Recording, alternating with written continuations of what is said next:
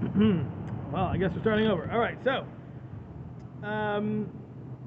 again, so there's another method through which a person can merit the world to come, and this is that a soul can come to this world. Is that on speaker? Yep. Thank you. Okay, that a soul can come to this world and live multiple lives in different bodies. And through this, in a tuchal l'sakein b'pam achas, it is able to correct or to fix in one time as that which it had ruined a different time. Or it's able to complete that which was left incomplete in a previous lifetime. However, at the end of all of these cycles, when it comes to the judgment of the future of the world to come, the judgment will be based on everything that happened from all the different cycles that this soul cycled through, and from all the different situations that it was in.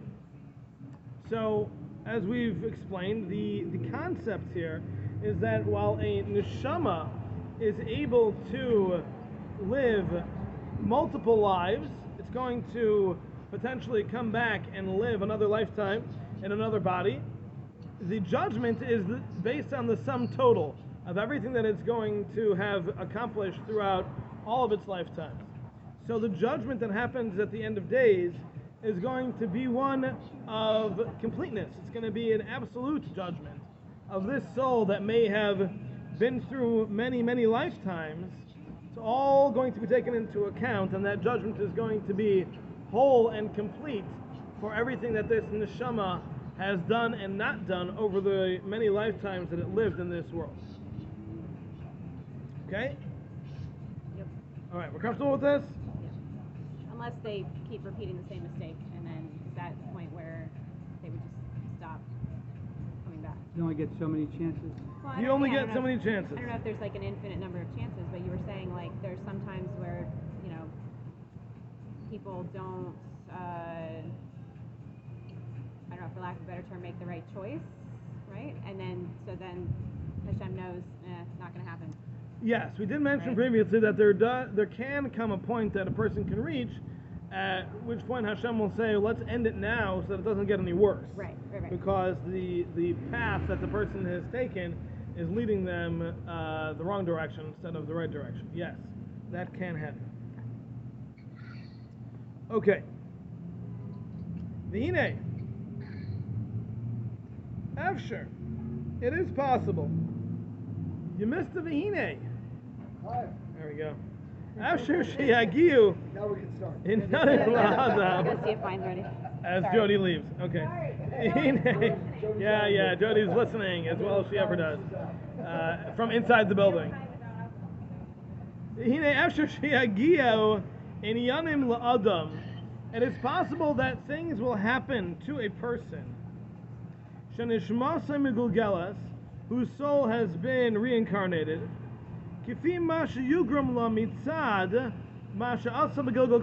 based on something that it deserved from a previous cycle.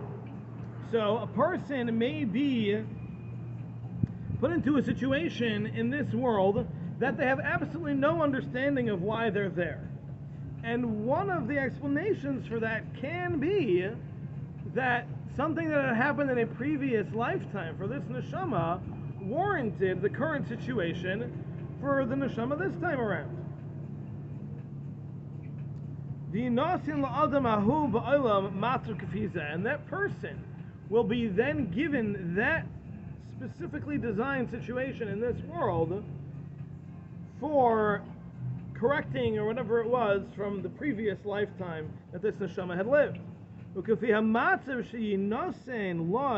And based on the situation that it's put into, will be the burden that it needs to carry, as we mentioned earlier. So basically what he's saying here is that this concept of a soul being able to live another life and given another chance isn't simply a haphazard, let's roll the dice another time and see what it comes out to. No, there's carryover. There are situations that were necessitated from actions that took place in lifetime number one that are now going to dictate the life of lifetime number two, the same neshama. But the person, as a conscious individual, doesn't understand that. You have somebody who's born with a severe disability. They don't understand why. They've never done anything to deserve that. But the answer might be because last time around, when that neshama walked the earth, it did something that warranted growth in the area that would be fulfilled through living a lifetime with a handicap. And it wasn't going to be fulfilled in that previous life, so instead it's going to be given that opportunity in the current life. Let me just give you an example, but hold your thought. Let me just give you one example. There's a story, a famous Hasidic story, where a couple did not have children for a number of years, and they did everything they could, and they finally were blessed with a child, but the child was born without hands. And the couple was very distraught. This is our child. For years we've been waiting, we've been praying, we've been doing everything we could to make this happen, and now our baby's born without hands. It's very sad. So they went to the Rebbe, and the Rebbe said to them, give me a minute. And he put his head down. A couple minutes later, he picked his head up and he said, I'll tell you what happened. What happened was that your son is a Gilgal. He lived a previous life and was a very righteous individual in that previous life. But he had done one thing wrong in that lifetime. He hit somebody.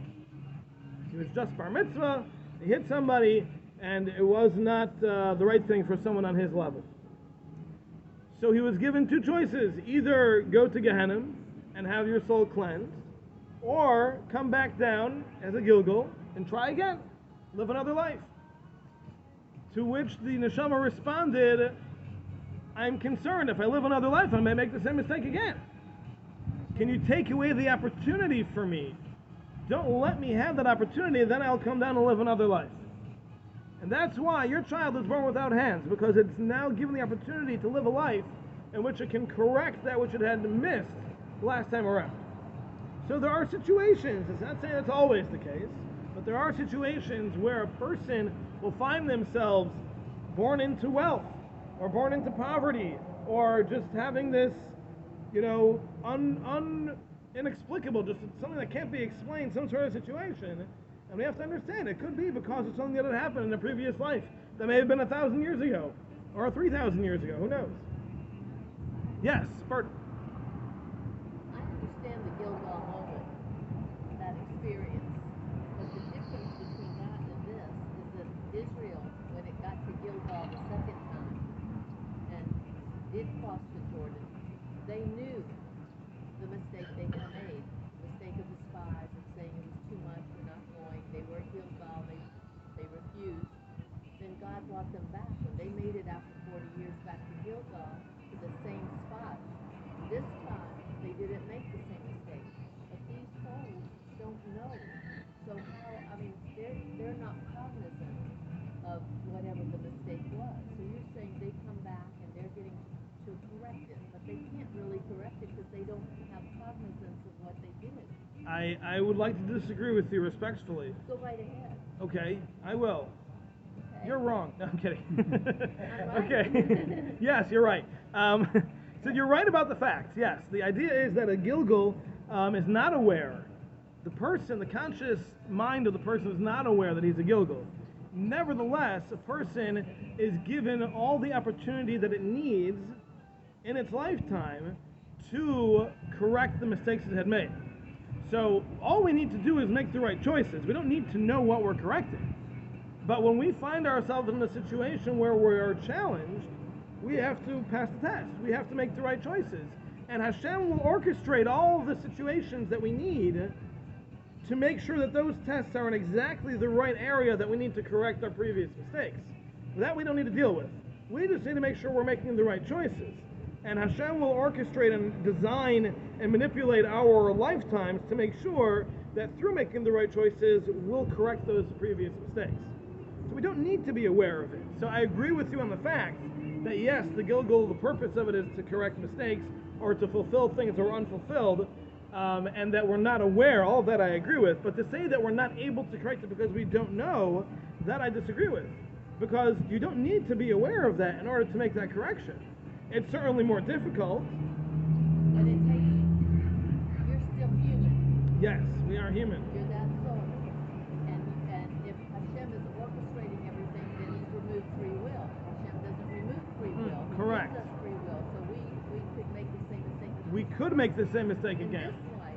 Yes, we absolutely when can. I've done something wrong, say I've said something ugly to somebody, and I realized that was not the right thing to do. And there was a trigger that set that off. And later on, circumstances contrived to put me in a similar situation where someone hits that trigger. And if I'm a better person, will say, I remember that I made a mistake. I'm not going to do it again. I'm going to have a better response this time because I'm cognizant of what I did and I'm growing in a good way. If I'm coming back and I have a empty board, then I could make the same mistake over and over and over again because that soul, that human, might have that same inclination, and God giving me free will is not going to constrain me. Okay, so the point you're making is that when a person is aware of their mistakes, they can consciously correct them when they're given a new opportunity to make that correction. That is absolutely correct.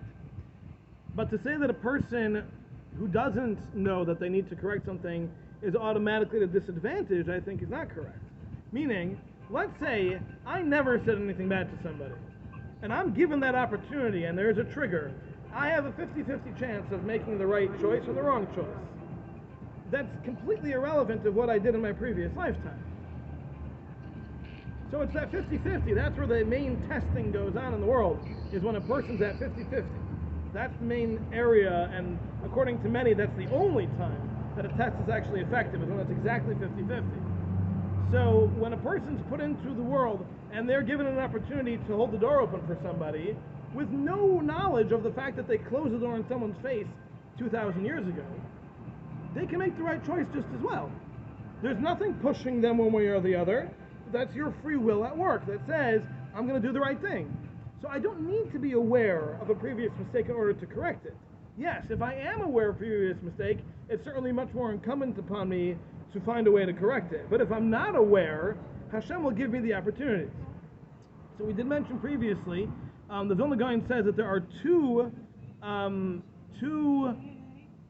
main, signs that a person can watch out for to be able to tell that something is critical for their development.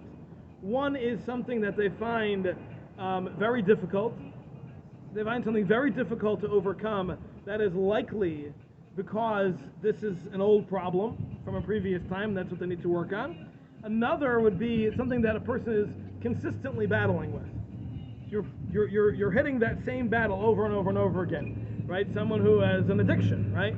So it's likely that this addiction is a manifestation of a previous lifetime, that this is something they're consistently hit with and they need to get over. Or somebody who's, struggling between keeping kosher or not keeping kosher, and they're consistently having to make that choice. Am I going to buy the kosher item or am I going to buy the non-kosher item, right? So these are consistent struggles. He says those are two signs of things that are likely products of a previous lifetime. So those are things to keep in mind. So are we aware? No, generally we're not aware. Are there unique circumstances where great people were in fact aware of the Gilgul that they were? Yes, there were unique circumstances like that. But the general populace is not aware of their previous lifetimes, and any progress that they make, they should assume is progress in the direction they need to go. So if a person finds themselves struggling with something, and they've been struggling with for 10 years, and they're just on and off, they're good sometimes, they're bad sometimes, and we all have that, understand that might be the entire reason that you exist today. The whole purpose for your entire life might be for you to defeat that struggle finally once and for all, and to knock it out forever. And otherwise, you might go back up after 120, and they'll be like, we literally sent you down for one thing and you didn't do it. You had one job. You know, you had one thing to do. We gave you 100 years to do it. You didn't do it. Exactly. And you came back with even more baggage than you started with, right? So we definitely want to avoid that. We want to avoid being in that position where something is really nagging us and it's really getting us and it's really a struggle for us, and we just kind of say, it's too much for me, because then you might be literally throwing away the entire purpose of your life. You know how sometimes you have like a sense of deja vu, like you've been somewhere and done something before? Mm-hmm. Is that The concept of deja vu, I'm not going to answer that. There are definitely explanations in rabbinic literature about that. I have no inclination that this is part of that. Unless that, because usually deja vu is a situation that you find yourself in currently that you picture yourself having been in previously. So that'll only work It's usually in that if the iteration. picture is current. Yeah. It's not going to be a picture of you 1,000 years ago, you know what I mean? right? But it might be, yes, it might be connected to an experience you had 1,000 years ago. And that's kind of rectifying itself now. Right. Yes, that can be. There is that idea that, Thank you for raising your hand. what do you call it? Like, certain things may come easy as well, on the flip side, right? So, like, if Yeah, there's so certain that's things what we're that going to you've get done into. before, Yeah. Let's get Okay, into that. That's sorry. next. Which we did already. What? That, I'm having, that part we didn't? Last time. Go ahead. So I'm having difficulty with the conversation because it sounds like there's a premise where when the person returns, we're saying it's like the person returns as if it's the same person. But I don't know what that means. I mean, each person is going to come back in a different body, so they're actually going to have different skills, different assets, different liabilities. So it seems to me they're not really the same person, even though I understand the part about the soul. So in terms of their growth, or like let's say one time the person was tall, and he learned to look down at people because he was too tall. So when he's reincarnated, is it possible he comes back short, and that sort of facilitates what the process is going to be to solve that problem? Yes. Okay, so it's like, And that's what we're about to read. right, so it's not like you say it's the same person. It is. But It's the way the the same conversation, soul. the same It's not soul. the same body. It's a new body with new circumstances. Yeah, so there's a lot of uniqueness Well, to it. let's read. Let's continue Okay. reading here. If you open your book, you can even Can I ask follow one more along. quick question very quickly? What page are we on? Yeah. At this table right now, and with the decline of spirituality that's always talked about in the common era, is everybody at this table a reincarnation? It's likely, Okay. or at least partially. Okay. We spoke about last time how a reincarnation doesn't have to be a complete soul, but it could be a piece that gets attached to someone else. Yeah. And I just want you to know I knew you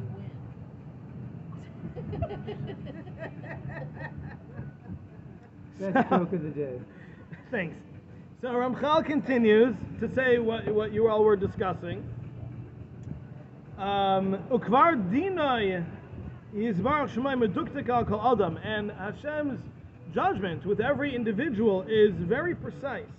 Based on what he is in all of the different circumstances and aspects. Pirush, meaning b'chol pratim atzavai, with every detail of the circumstances that he finds himself in, b'ayfin shelo yamas ha'olam ad al adam, to the point that it will never come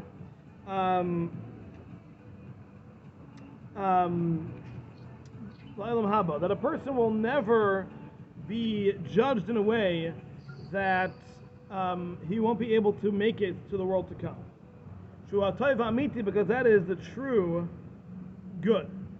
Ashma she'ein lo be'emes, he will never have a sin that's not truly his. But he will receive from the burden and the mission, the designation of this world, based on the way Hashem has decided in His infinite wisdom, and that's how His actions are going to be judged. So v'hine, based on this,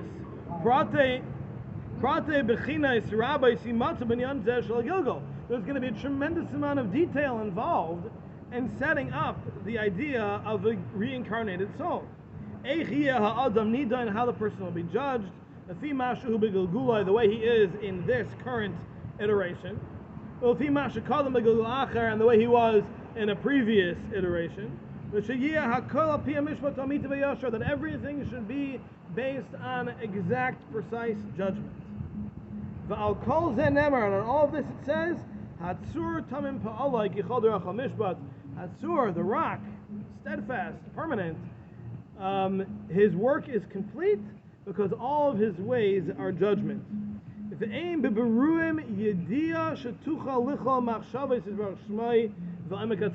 there is no knowledge amongst any created beings that is able to understand the fullness of the process of the Gilgul and the wisdom that is entailed. But this much we know.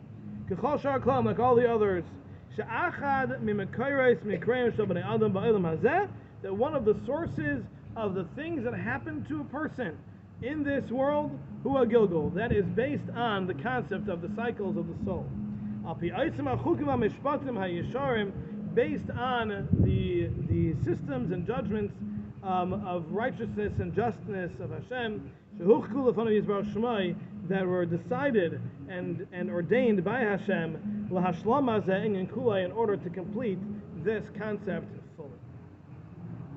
So, what we're saying is that there's going to be situations, whether it's from birth, the way a person is endowed with wealth, with brains, with height, with charisma, with speech, whatever it may be. Good sleep, bad sleep. Good sleep and bad sleep is totally up to you. All you have to do is go to a doctor and do what he says. Sleep is fully scientific. Nope. Anyway, he's a sleep doctor. Sorry, that needs to be made clear in every class. It usually doesn't take this long into the class for me to make a joke about sleep doctors. But you pulled that one on yourself, sorry. So there are always going to be things, whether they're from birth, the way a person is designed, or situations that occur throughout their lifetime. Certain difficulties, certain circumstances, opportunities, all the different things that happen, they can be sourced in some sort of rectification that needs to take place because of what had happened in a previous lifetime. So that's the point that he's getting at over here. Okay, are we comfortable with this? Yeah. Yes? More You awake? comfortable I am with the heat right now. Oh, great, thanks. I don't know how you're in a suit jacket, like crazy. Don't worry, I'm getting to go to a funeral after this. Should be even more fun when I get to dig in the sun. Yeah. Okay. 11 o'clock. All right, let's continue. Yud Aleph, 11. Mim 2. So, comes out, based on everything that we've said. Sibais Shainais Umeschalfais. There are different reasons that are even potentially opposites. L'mikre b'nei ha'adam ba'elam hazeh, for the situations, the circumstances, the things that a person finds themselves encountering in this world. Im l'tayv and l'mutav, for good or for better, for worse, whatever it may be, the situations always have design and planning behind them. V'amnam, however, Eino Inyan, the concept is not Shekol Mikra Sheyikra Yimashu Makal Sibas Eila. The concept is not that everything that happens to a person is because of all of these different things that we've discussed. Aval Inyan who, rather, the idea is Shemikol Eila Hasibais, that among all of these different reasons that we've mentioned, Yimashchu Mikrim Livnei Adam Ba'olam, among them, from all of the different reasons that we've mentioned, the last of which is the Gilgul, but all the other ones mentioned previously as well, those things will create the situations in a person's lifetime.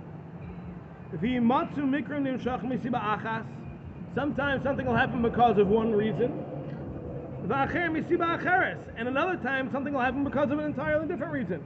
So one time something might happen because it's something you've done. Another time something might happen because of a certain way you need to grow. Another time something might happen because of a previous lifetime, right? And every situation we find ourselves in could be sourced in a different realm entirely.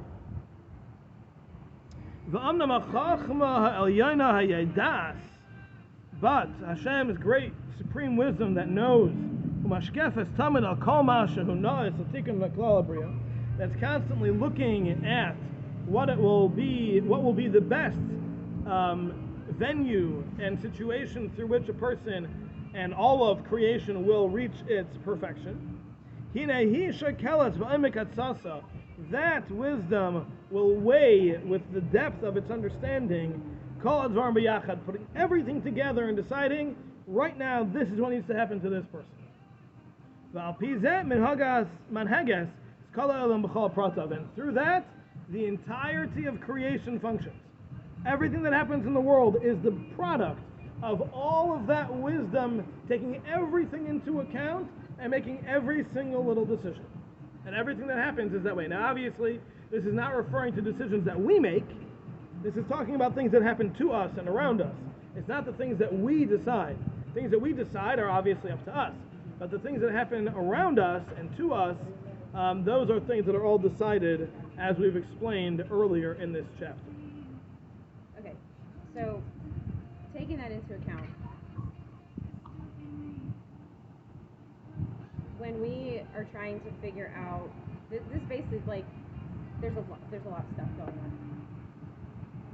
So, like, trying to figure out and find that reason is also, it could be one of many reasons. Is it really up to us to figure that out? Why are we so obsessed with figuring that out? No, we're not. That's exactly what